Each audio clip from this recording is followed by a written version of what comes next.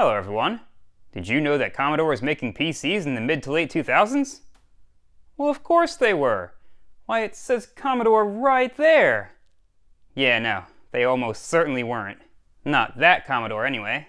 And that's why I just had to have this little oddity, if for nothing else than the hilarious absurdity. I picked it up at VCF Southeast about 2 years ago. I mean, come on, a Commodore branded PC from the Vista era? That's enough to attract my curiosity, apparently. So did Commodore really make a mid to late 2000s comeback that went completely unnoticed? There's only one way to find out. Let's tear into this thing. This thing gives me some major parallel universe vibes. A universe where Commodore never went away, but somehow became yet another x86 Wintel clone. But you know, I'm not sure which universe is more sad, that one or the one we live in. This case is definitely nothing special, and it's honestly one of the worst ones I've ever seen. It's got that ultra thin sheet metal that feels like it's made out of nothing, absurdly little weight to it, and feels like you can just crumple it up in your hands like an aluminum can. And these plastics are plenty busted. Faceplate's kind of just on there out of habit. Got some USB and audio stuff down here that's just barely flopping around in there. Very busted. As well as the standard issue media card reader, typical of a mid-2000s system. I'm not sure if this drive is supposed to have a door in front of it because this looks awfully strange. I don't see or feel anything that a door would hinge on it. Well, kinda, maybe. They might just be broken off. I'm sure that broke off long ago. And you know, I've been searching and searching all of the various Commodore logos that are associated with the actual Commodore Corporation, and I don't see either of these, unless I just don't have good sources. Maybe we'll come across something as I further investigate this mystery. Oh, but it gets weirder, because this voided out warranty sticker has some chicken lips on it. Now that Commodore logo I definitely recognize. And the side of the machine has the word Commodore embossed in it, so they definitely went through more effort than usual to call this thing a Commodore, beyond just silk screening the logo on a generic faceplate and slapping it on a generic case. I still swear this cannot possibly be a Commodore officially sanctioned machine. It's just no way, right? We're gonna have to keep digging because I see a sticker on the back that looks interesting. And back here it looks like just another generic ATX case with another one of those chicken lips warranty stickers on it.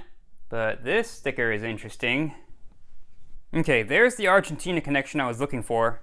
I swear, I vaguely remember something about a company in Argentina using the Commodore logo without permission and getting subsequently sued, but I cannot find anything to corroborate that. I swear, I've been searching the internet to pieces. But you know, it looks like we had an address there, and that sticker, of course, is ripped right in that spot. That could have been something I could have searched on. But anyway, there's some specs. Core 2 Duo, 2.6 something gigahertz, 4 gigs DDR2, 500 gig hard drive. Let's hope that's still in there. Maybe it'll offer a clue. Even specifies the motherboard. Looks like a generic MSI thing. Came with Vista Home Premium. Alright, I'm gonna plug these model numbers and things into a search engine and see what I can find. Yeah, so apparently Google has no earthly clue what I'm talking about. Even the AI overview seems deeply confused. Well, we've done it, kids. We beat AI. Okay, so I clarified, hoping that maybe it'll realize I'm talking about a computer. But no dice. It seems to have completely ignored the Commodore and model number parts. It's like this thing has been scrubbed from the internet. Okay, specifying Argentina apparently doesn't help either. Google still thinks I'm talking about the military. But it very helpfully clarifies that that model number is not specific to the Argentine Navy. So that's helpful to know. And this is interesting. Even the COA sticker says Commodore. So whoever produced this thing must have cromulated it with Microsoft somehow. And yeah, enjoy the free product key, I don't care. If you're still willingly running Vista, I'm worried about you. I don't know, will Vista ever be retro cool? Yeah, I don't know about that one. Okay, let's get this thing open and see if there's any more clues inside. Okay, screws are out, so this just slides out like a regular ATX case. Well, except that it's stuck there. Well, clearly that video card didn't have a good time. But there's another copy of that sticker that's on the back. This one's not ripped. Yeah, there's our missing data. And I tried searching that. Apparently Garbarino is a retailer in Argentina, or was a retailer in Argentina. So at least we know who sold this thing. Doesn't tell me exactly who built it though, but it is one more clue. Alright, the Garbarino connection was definitely the key. That sent me down quite the rabbit hole. I almost had to learn Spanish. Google Translate's going to be doing some heavy lifting. So Garbarino is an Argentine electronics retailer, and this whole would-be Commodore resurrection seems to date back to the year 2000, according to this source. Now, either something is getting lost in translation, or the owners of the actual Commodore brand maybe were somehow involved, because this article certainly makes it seem like they're alluding to the original Commodore brand, even going a little into the history of Commodore. You know, it sure seems like they were trying to stretch the imagination. Not sure what CompuMundo is. I haven't looked into that. I guess it's just another electronics retailer. Context clues and all. And here's a search of Argentina's trademark registry. Seems to reveal that Garbarino themselves registered and received these trademarks. And in a lot of cases, they still own them apparently. But this is interesting. This one's from 1982. Registered by Commodores? That doesn't seem legit. And unfortunately, I can't seem to get more info on any of these because this site is severely broken. I've been trying for the last 4 days, and this server does appear to be owned by the Argentine government, and all of these trademark sites link back to it. So yeah, we're not getting anywhere. That's going to have to remain a mystery, I guess. And scrolling down a bit, here is a slightly more legitimate looking applicant, dating back to 1985. But this links back to that same broken server. Although it is taking longer this time. No, still fails. Maybe if I generate enough errors there, sysadmin will notice. Yeah, we can only hope. And let's see. Here's another one. It's also from 1985. I guess that's when Commodore, the actual Commodore, got active in Argentina? I don't know. But that seems like it. Well, nope, there's another one. I wonder how many of these are just duplicates. Let's see, this is 1480521. No, they're different filing numbers.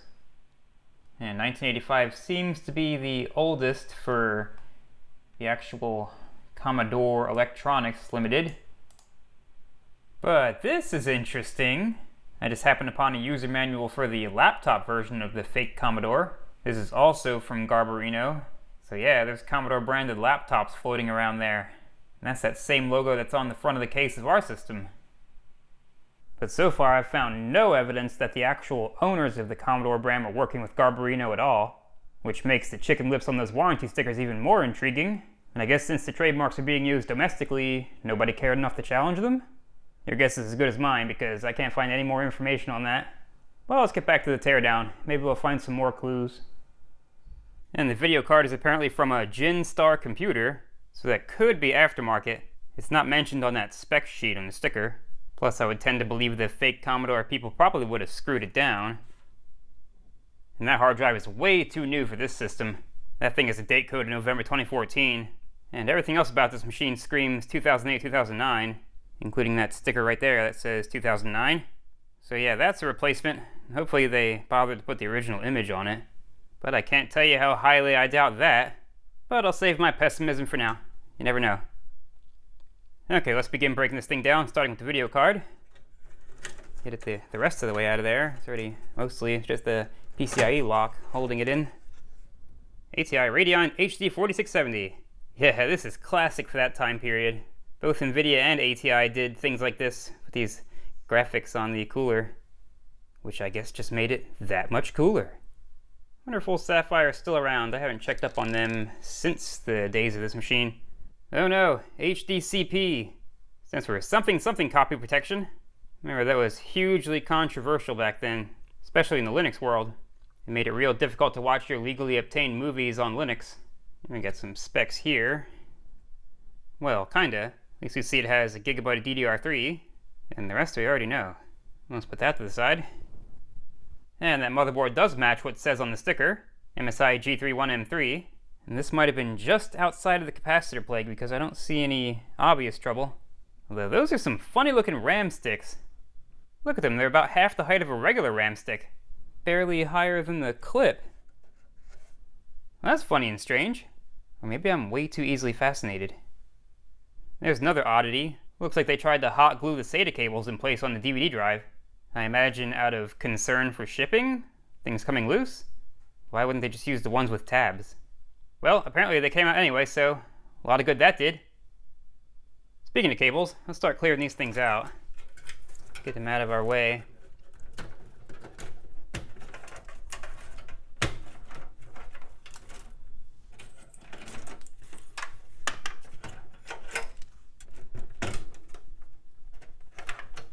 You know what? I'm just gonna stuff all this up there. And these wires feel painfully thin. I think the power supply might be garbage. And now for the brain reveal. Let's disconnect that fan first. And these clips sometimes aggravate me, but these are going well.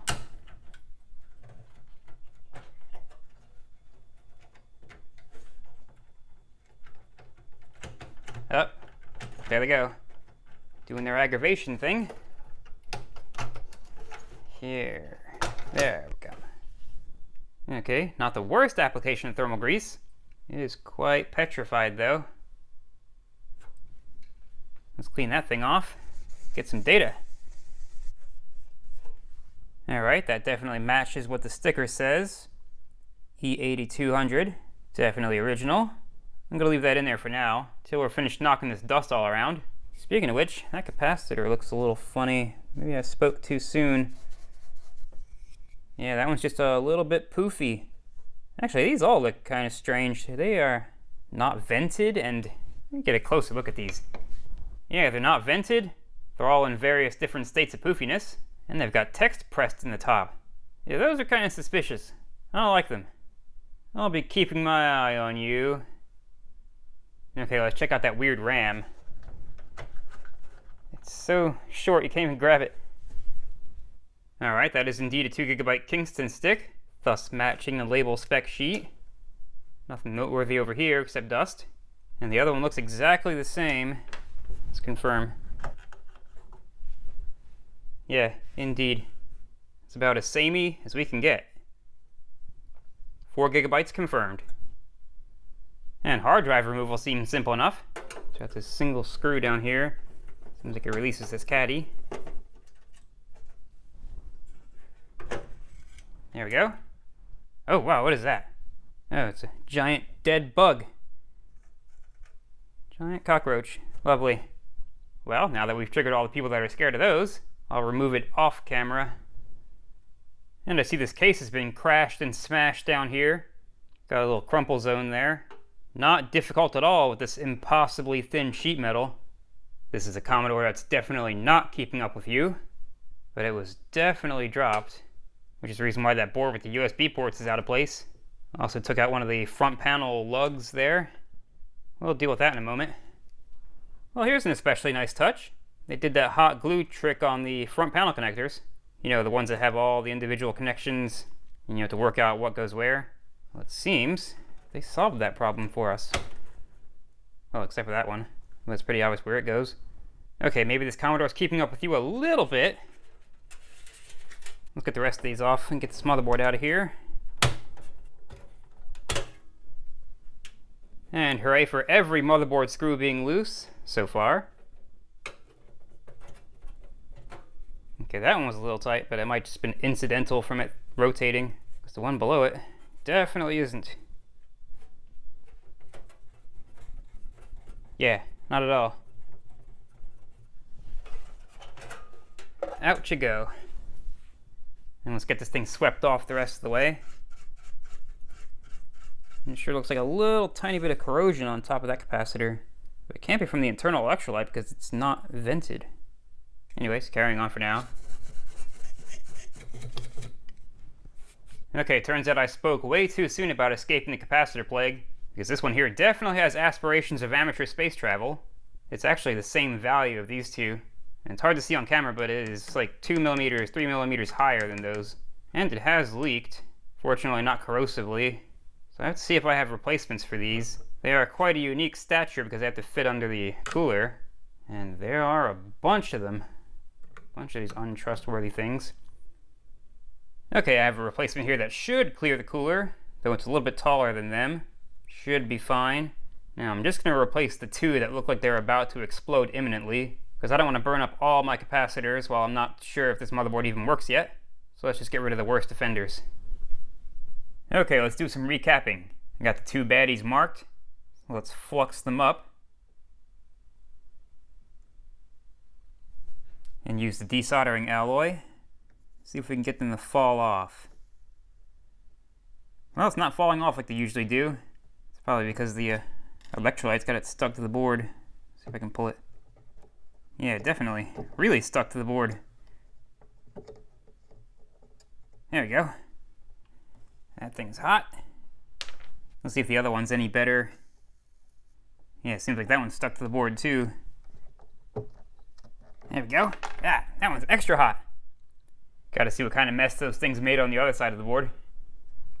Yeah, pretty crusty. Though fortunately not crusty in a corrosive way. Alright, let's get that crap cleaned off. For this I'm gonna pull the CPU out. I mean, it probably makes no difference if some crap goes in there. At least I'll be able to see it.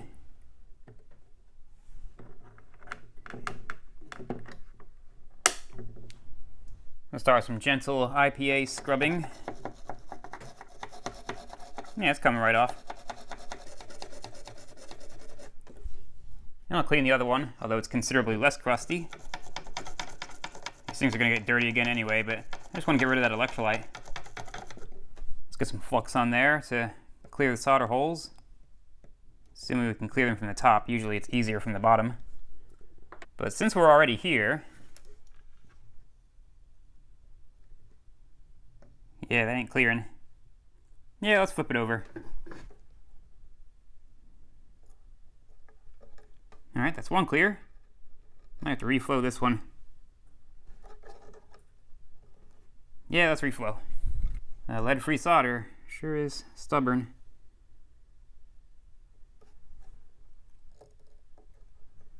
There we go.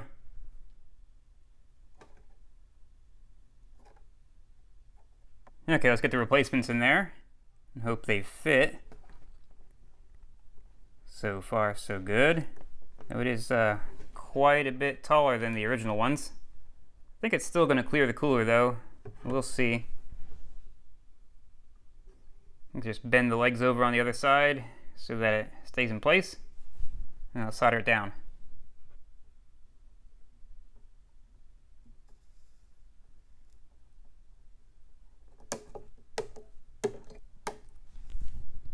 And clean up, clean up.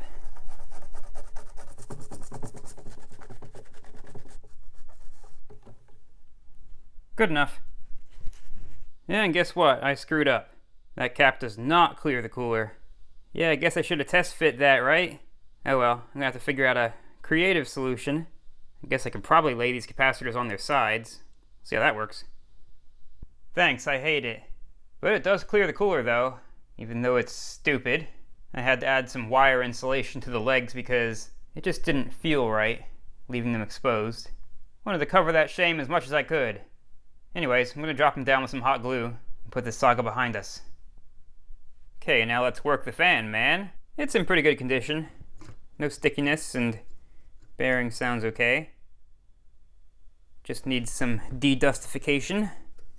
These clip down onto the heatsink body. And they're a lot harder to remove than I remembered.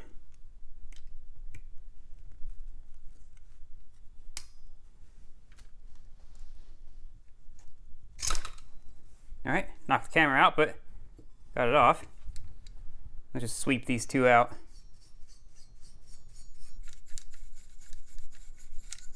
And we'll clean up that old grease of the thermal variety. Excellent. Alright, we're at the thermal compound stage.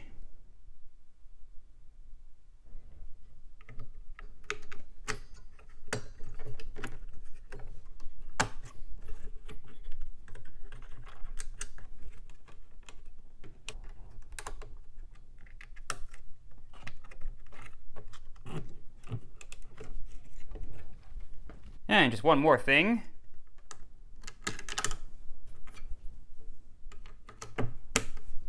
Motherboard's done. Now let's see about defacing this thing. So I need to get the CD drive out. I guess all we need to do is squeeze these clips. I don't see much else holding us in. The bottom two look pretty broken. Yeah, something's holding it at the top. Kind of hard to see and even harder to reach. I'm gonna get this power supply out of the way.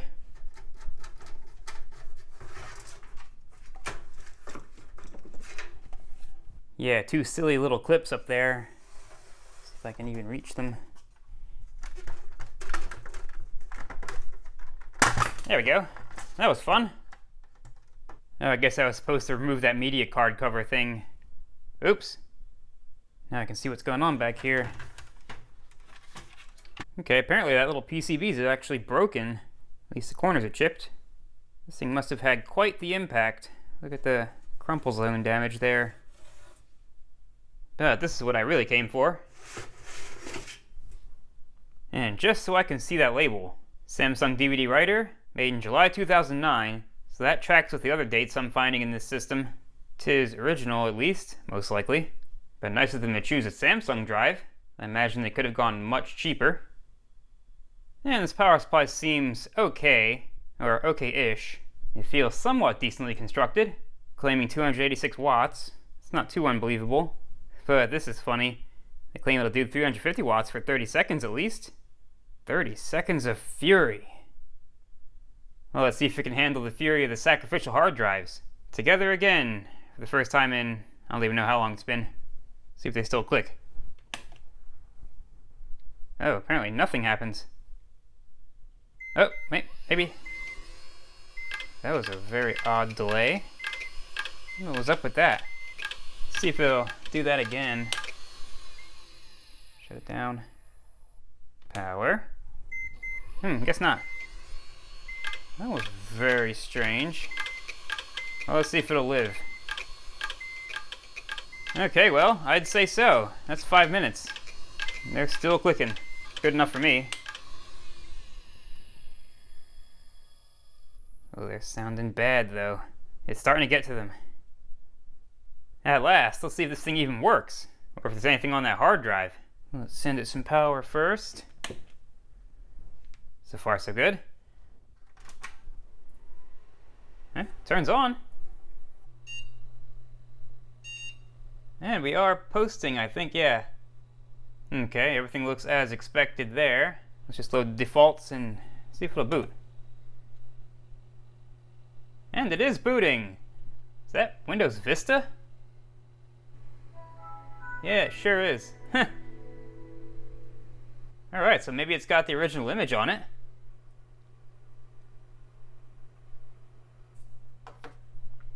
And this thing's freaking out. Let's restart later.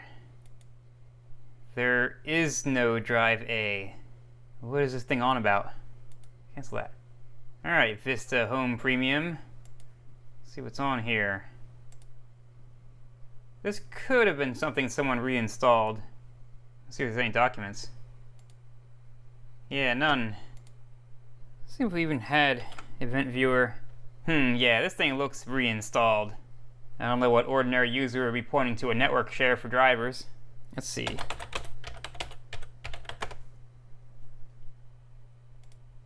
look at system logs.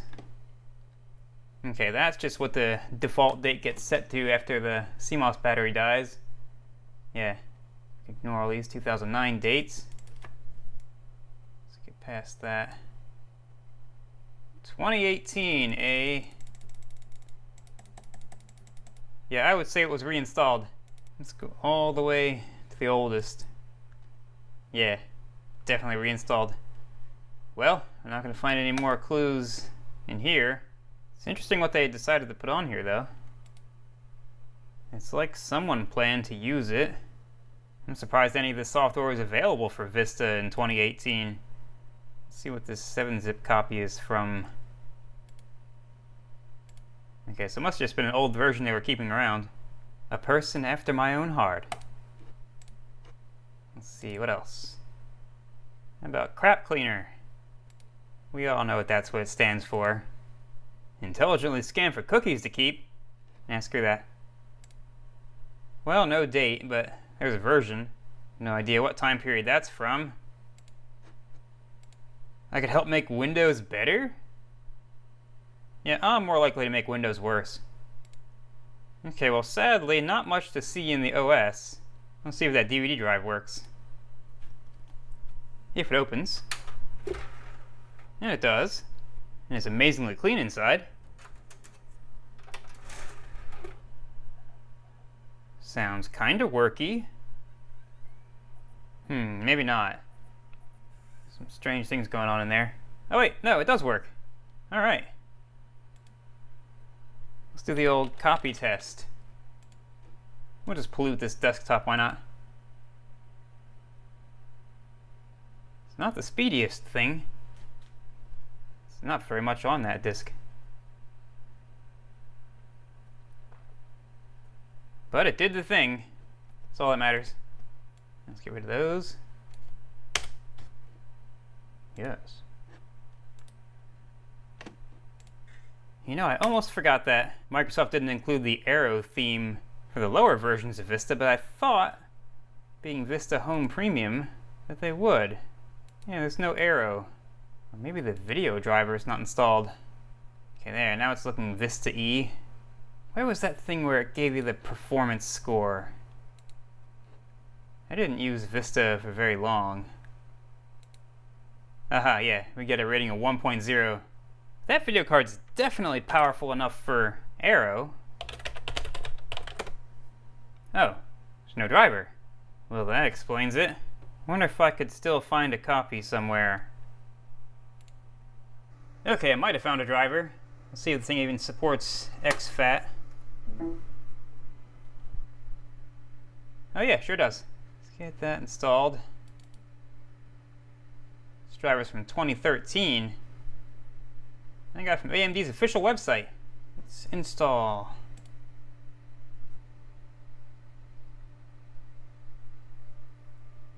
Alright, do the next thing. I'll skip ahead. Okay, only one next. Do the thing.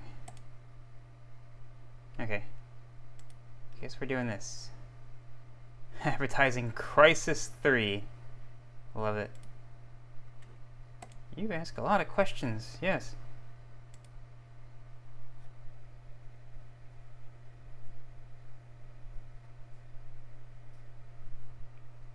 Look at these ads. BioShock Infinite. Alright, that's done. Let's finish up. Yeah, we definitely need to reboot. Let's do that.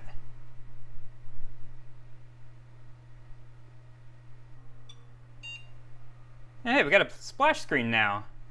MSI splash screen.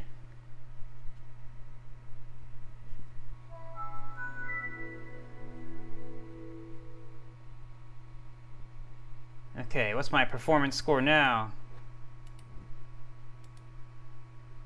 Let's see if we can get it to re-rate me.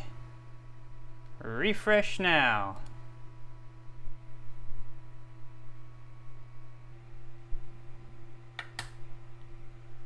Really? We still only get one? I know that video card's more powerful than that. See, it's even showing correctly in Device Manager now? Yeah, sure is. Well, I guess we're not getting Aero. Oh, the one thing that made Vista somewhat interesting. Let's see, maybe I need to hit the update my score button? Oh, it's doing the same thing. Yeah, no dice. Did Vista really hate ATI cards? Anyway, that's enough of that. Let's put this thing to bed.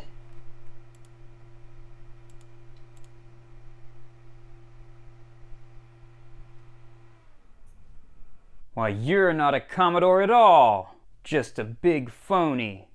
But I'm curious if anybody ever bought or used one of these things back when it was new. If you did, I'd absolutely love to hear from you. So put all of the details in the comments. And if you have any additional information on the origin of this thing, I'd love to know those equally as well. Because despite researching it, I swear there's got to be some more interesting details somewhere in there. And I want to give a very special thanks to all the patrons and channel supporters for their infinite patience in my chronologically challenged upload schedule. And with the dog days of summer behind us, and the garage slightly air-conditioned, I promise you'll be seeing more videos more frequently. It's just not that easy to get out here when it's literally 100 degrees Fahrenheit in the garage. And that combined with work scheduling issues, yeah, big conflict there. But here we are, trying to get it back together, and I'll see you in the next one. Or you'll see me. Yeah, that's how videos work. Anyways, bye now.